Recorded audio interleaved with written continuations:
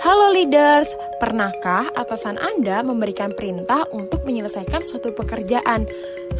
Kira-kira mengapa ya dia bisa memberikan perintah tersebut kepada Anda? Jika pernah, berarti ada penerapan legitimate power yang dimiliki oleh atasan kepada Anda loh. Pada hari ini, kita akan membahas tentang legitimate power dan penerapannya di Indonesia. Sebelum itu, yuk kita cari tahu terlebih dahulu apa ya yang dimaksud dengan legitimate power. Robbins and Judge tahun 2019 mendefinisikan legitimate power sebagai kekuasaan yang dimiliki oleh seseorang berdasarkan posisi atau jabatan yang didudukinya dalam sebuah perusahaan, pemerintahan, ataupun organisasi. Di Indonesia sendiri, legitimate power ini sering ditemui pada perusahaan, kantor pemerintahan, dan organisasi yang memiliki tingkatan hierarki. Dalam hal ini, semakin tinggi jabatan atau posisi yang diduduki oleh seseorang, maka semakin besar pula kekuasaan yang dimilikinya. Lalu, seperti apa ya bentuk penerapan legitimate power di Indonesia?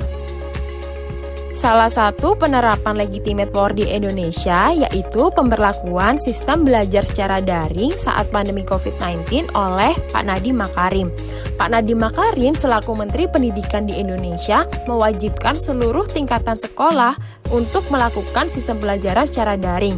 Hal ini dikarenakan Pak Nadiem memiliki legitimate power sebagai seorang Menteri Pendidikan.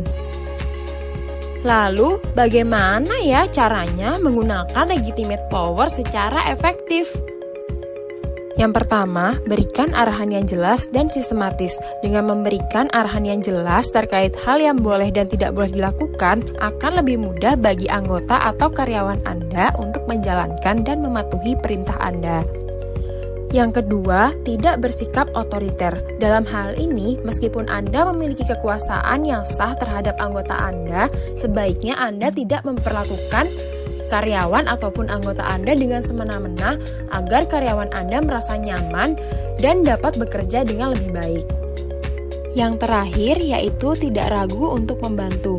Legitimate power membuat seseorang memiliki kuasa terhadap anggotanya untuk melakukan suatu tugas guna mencapai tujuan organisasi. Dalam hal ini, tujuan organisasi akan tercapai dengan maksimal jika pemimpin turut andil dan tidak lepas tangan.